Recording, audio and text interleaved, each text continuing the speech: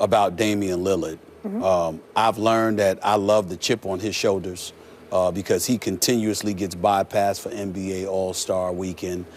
This brother's a big-time talent, and Portland has overachieved. Right now, Skip, if the players were to begin the day, they'd be in it at 29 and 27. After losing LaMarcus Aldridge and pretty much, changing the complexion of their team, with Damian Lillard and C.J. McCollum, those boys are doing it up. And for the Golden State Warriors to roll up in there Friday night, and for Damian Lillard to answer the call the way that he did, 51 points, 18 of 28 shooting, 9 threes, 6 steals. I mean, the brother's big time. And let's just we don't pay much attention, obviously, to Portland, but let's take a moment to give him some props. By the way, he can rap, too. Yeah, and I love that commercial. He can really rap, the work like a servant, act like a king, I'm watching it. The brother's gifted. And I remember when we met him in New Orleans for All-Star Week, he's got a chip on his shoulders, a healthy one. And I got mad respect for him. With that being said, I think with Golden State, it tells us over the weekend, them surviving against the Clippers after getting blown out by Portland and blown out by Portland, especially in that third quarter. I think you look at it and you say to yourself, okay, the Warriors can be vulnerable. Do they look great? Absolutely. Have they had a phenomenal year? Without question.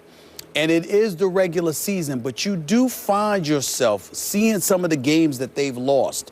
You do find yourself at times saying, it's not like they're totally unbeatable. You got to bring your A game to beat them, but you can beat them, And so I love the fact that, the Clippers gave them a run, that Portland blew them out, because I don't want the season to be boring. I don't want it to be a one-man wrecking crew where there's no viable adversary in sight. Steph Curry is having a phenomenal year. I think we all recognize him to be the leading candidate for league MVP honors. Klay Thompson cemented his status as the second best shooter in the game of basketball by winning the three-point contest over Steph Curry on All-Star Weekend. Draymond Green is playing out of his mind. They have depth. They move the basketball. They trust one another. And because it's the regular season, a legitimate, viable argument can be made that the interest level, along with the focus level, isn't always there on a night-in, night-out basis. So you can't use that as a referendum on what they would do come playoff time. But seeing how teams attack them, looking at the guard play when they lost to Milwaukee, Klay Thompson, had come back after injury. Looking at Damian Lillard the other night. Looking at some of the tough competition that they've had this year. If you get big-time guard play to match what Golden State may throw in your direction, you can cause them problems. Sure. Because it's about Steph Curry and Klay Thompson. And if you can match that, all bets are off. It's up for grabs with the elite teams in the NBA going against them. It's just that nobody's really been able to match them. But I see something like that, and it makes me think about Oklahoma City. It makes me think about the Clippers. It makes me think about San Antonio. And it makes me think about Cleveland. It makes me say they would be the underdogs, but they have a chance. By the way, speaking of my Spurs, I got to get this in. My Spurs stunk it up at Phoenix last night, but still managed to win a game they would have lost a year ago. And they're still only 3 games behind Golden State. Wow. Who knew? Go Spurs, go. Go Spurs, go. Go Spurs, go. Yeah, go Spurs, go.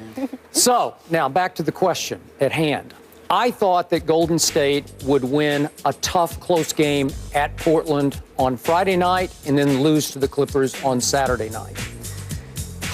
Unfortunately for the Clippers, Golden State got shelled at Portland on Friday night. And I did not think it was possible for this team to give up 137. Now, I got it. To your point, when one guy hits 9 out of 12 threes and the home team makes 17 out of 30 threes, yeah, you got a chance to score 137. But still, that's a bad sign for a great team, a team that could break the all-time record, to give up 137 points. Props to Damian Lillard. I get that. How can one guy play better than that? But then we come to the Clippers, wrong place, wrong time on Saturday night at home, because no team plays better with 2 chips on its shoulder than Golden State does after a loss like that well, again, by, what was it, 32 points, and given up 137. And in this case, this game wasn't even close on Saturday night. I did learn this. If Steve Kerr will take out his starters with 2.5 minutes left and they're up 16, you can make a run at Golden State. And the Clippers did. They went on a 13-0 run, and they had a shot to tie the game to make it as misleading a final score as you will ever see, because it wasn't even nearly as close as 115 to 112. But I got to talk about Draymond Green. He just might be the most versatile player I've ever seen in all my years of covering basketball that predate your years of covering basketball. I've never seen anything like this. So they don't have Bogut. Festus Ezeli from Vanderbilt University is out with some arthroscopic surgery. So Draymond guards the 5, who happens to be DeAndre Jordan, and does pretty well on it. And meanwhile, Draymond goes for 18, 11 rebounds, and 10 assists, which happens to be a triple-double, because he's playing point guard, he's shooting threes, and he's guarding the 5. I've never seen anything like that. Is there a greater glue guy that you've ever seen who you can sort of revolve around Draymond? Well, no, but I think you left out his most important component, and it's apropos, especially when we were just talking about Ben Simmons a little while ago, his energy. Oh. The fact of the matter is that Draymond Green brings it most nights. Energy-wise, he's the galvanizing force. Yeah. He's the heartbeat of that team in terms of his energy and his competitive fervor. Not to mention the fact that he's got strong lower extremities. So because he's got those strong legs, you can't push him around the way that you would put. That's the one thing that goes unnoticed about Draymond Green. He's stronger than he's given credit for, because he's really capable of battling. He might not be able to jump as high as DeAndre Jordan and get up as high as, especially with DeAndre Jordan's length, but he can physically oppose you in a very formidable fashion, and I think that helps him tremendously, and he doesn't get enough credit for that. So they pick up Anderson Varejao. The rich get richer. My Spurs fought for Anderson Varejao. I was a little surprised that he became such a commodity, because it seemed like he was completely out of the rotation and out of sight in Cleveland, coming off his Achilles injury that just seemed to take his spring away from him.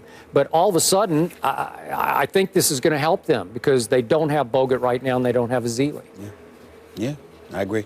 All right, gentlemen, let's leave the NBA right there, and let's talk a little boxing, shall we? Go in the ring, Floyd Mayweather. Oh, Lord. Speaking out on Triple G and Manny Pacquiao, and his comments aren't exactly complimentary. You'll hear those after the break. I cannot wait for this. Yeah.